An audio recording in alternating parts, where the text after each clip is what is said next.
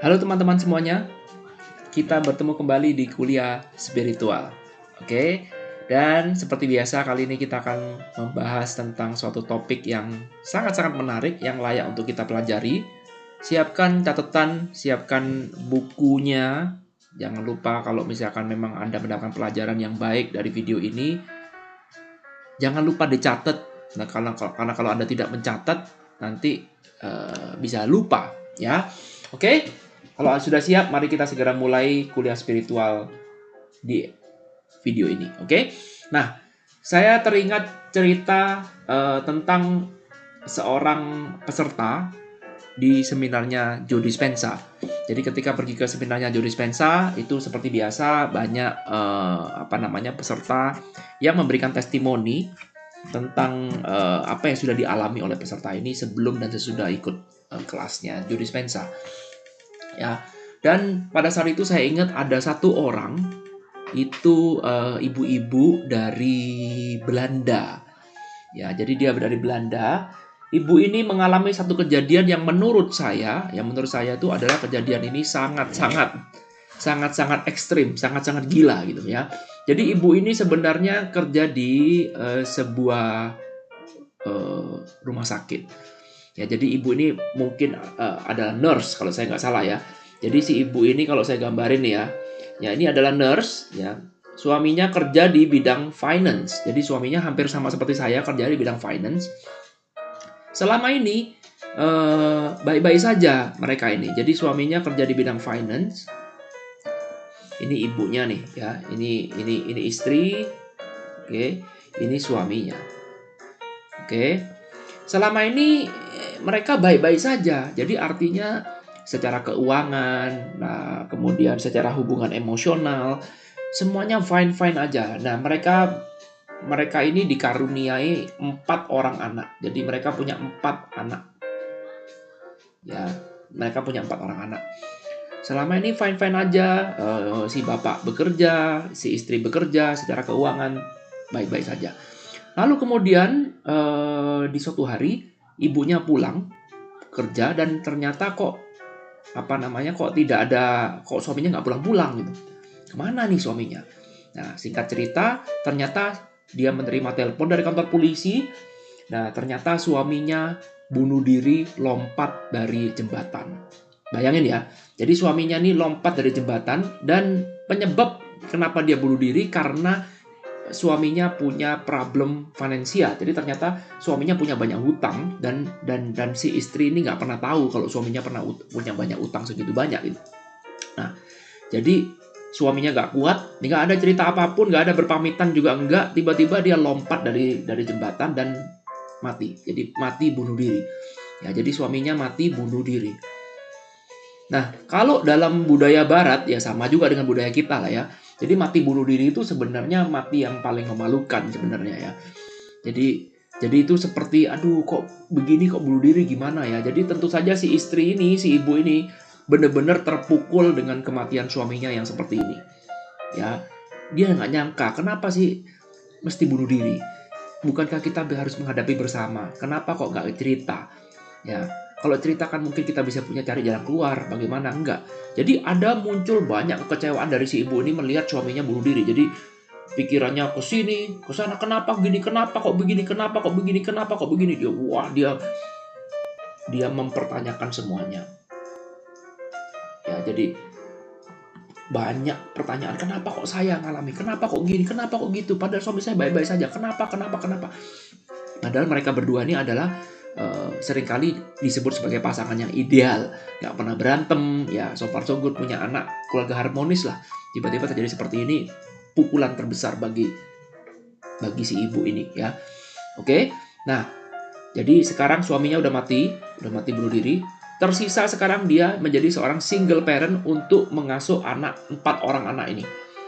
Ya, 4 orang anak ini. Nah, 4 orang anak ini masih belum dewasa. Jadi mereka itu masih tanggungan orang tua. Tentu saja gaji sebagai nurse nggak akan cukup untuk menghidupi 4 orang anak ini. Ya, jadi si istri ini udah sekarang punya problem, bukan cuma suaminya yang meninggal, sekarang dia pun juga punya problem secara finansial. Ya, lalu kemudian selain dia punya problem secara finansial, sekarang dia pun juga jadi orang yang depresi. Ya, perhatikan, karena terlalu banyak mempertanyakan sesuatu. Kenapa kok saya? Kenapa kok saya? Kenapa kok saya? Dunia tidak adil, hidup tidak adil. Nah, seperti itu terus, akhirnya tentu saja larinya ke arah depresi. Jadi sekarang si ibu ini, ya, jadi si ibu ini, ibu siapa namanya nih, misalkan saya lupa namanya, ibu Karen deh misalkan, ya saya lupa namanya siapa, ya ibu Karen ini sekarang jadi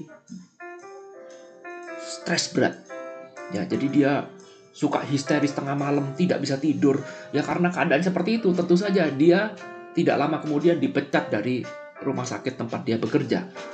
Ya, dia nggak bisa melayani orang karena seorang nurse itu, seorang perawat itu harus dalam kondisi yang optimum untuk bisa melayani orang lain. Bagaimana bisa melayani orang lain kalau dia sendiri pun juga sudah tidak bisa melayani dirinya sendiri? Ya, jadi hidupnya benar-benar suram, dan semakin mempertanyakan itu, semakin dia depresi. Sekarang dia dibawa pergi ke psikolog, pergi psikiater. Sekarang dia harus mengkonsumsi obat-obatan. Ya, untuk obat penenang. Jadi dia memang harus minum obat penenang, nggak bisa enggak. Ya, jadi sekarang dia ketergantungan obat. Nah, keadaan medis makin parah, dia sudah tidak bekerja, kena problem suaminya seperti itu, kena problem finansial, kena problem emosi, gak karu-karuan. Ya, ditambah lagi anaknya sekarang perlu perhatian orang tua, gak mendapatkan itu. Takut anaknya diambil oleh pemerintah, karena kalau di Amerika atau di Eropa, itu kalau orang tua dinilai tidak bisa ngurus anak, maka pemerintah akan mengambil alih peran itu. Nah, dia tidak mau terjadi seperti itu. Untung masih ada orang tua dari si ibu Karen ini yang mau take care anaknya yang 4 ini. Jadi singkat cerita, si anak sekarang dibawa ke rumah neneknya, dan neneknya itu men-take care anak 4 ini. Jadi dipenuhi kebutuhannya, meskipun mungkin neneknya juga cuma pensiunan ya, jadi uangnya juga pas-pasan. Jadi nggak apa-apa. Jadi si istri ini disuruh tinggal di rumahnya sendirian. Menenangkan diri maksudnya, tapi yang terjadi justru dia malah makin menggila ya. Jadi artinya dia udah makin parah, bahkan sampai dia punya pikiran, oke, anak saya sudah aman dengan orang tua saya mau nyusul suami saya aja. Ya. Nah, seperti biasa kalau ini sudah ketergantungan obat, sudah depresi berat dan tidak ada obatnya ya, karena ini pilihan ya, sekali lagi ini pilihan, dia memilih untuk seperti ini, maka muncul problem berikutnya, yaitu sekarang dia kena cancer. Ya, perhatikan, kalau udah pikiran kacau balau, depresi, gak karu-karuan, ya minum obat penenang, segala malam gak bisa tidur, pikirannya makin banyak, depresi yang makin parah, maka tubuhnya kena penyakit yang disebut dengan cancer.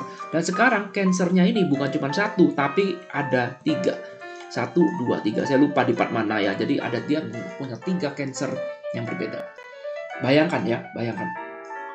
Ya, apa yang dialami oleh si ibu ini benar-benar gila menurut saya. Ya, benar-benar gila. Nah, lalu kemudian si ibu ini pergi ke seminarnya Joe Dispenza, ya. Lalu kemudian dia tuh pergi ke seminar Joe Dispenza karena dia tuh sebenarnya disuruh sama temennya. Jadi temennya udah datang menjenguk, gak ada guna, karena dia tuh memilih untuk udah saya mau mati aja, dia menutup diri. Orang kalau udah depresi itu pemikirannya sempit. Ya, jadi kalau orang depresi itu pemikirannya sempit begini fokusnya. Kalau orang yang dalam bahagia kan bisa open mind. Ini namanya open mind kan. Jadi open fokus kan. Betul? Tapi kalau udah depresi itu dia menyempit. Jadi ini close. Dia tertutup, kerjanya cuma di rumah, gak mau lihat sinar matahari, gak mau ketemu orang, gak mau ngobrol, gak mau mandi. Ya, jadi benar-benar udah depresi berat. Sampai suatu saat temannya bilang gini, oke deh, kamu mau bunuh diri kan? Ya, saya mau bunuh diri. Saya sudah gak punya semangat hidup saya sudah hancur, saya sudah bukan siapa-siapa lagi, udah gembel, udah bau lagi mungkin ya, karena gak pernah mandi, udah gak pernah lihat matahari, stres berat. Udah. Lalu kemudian temannya bilang gini, oke deh, gini deh, saya dengan kamu teman, saya nggak mau menghalangi kamu mati bunuh diri, udah. Tapi saya mau kamu melakukan satu hal aja, kamu pergilah ke seminarnya Joe Dispenza. Pergilah. Ya, pergi ke seminarnya, retret 3 hari. Nah, itu ya. Kalau teman-teman nanti sudah pandemi udah selesai, mungkin kita bisa pergi ikut retret seminarnya Joe Dispenza 3 hari. Ya, jadi Ini jauh lebih hebat daripada Anda baca bukunya, daripada Anda lihat seminar-seminar yang lain, karena retret 3 hari itu benar-benar life changing, benar-benar mengubah hidup. Ya, jadi temannya udah pernah pergi ke Joe Dispenza, lalu kemudian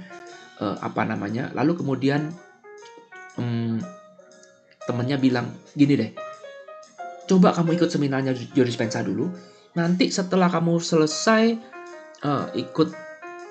ikut retretnya Joe Dispenza, kamu mau bunuh diri, it's up to you.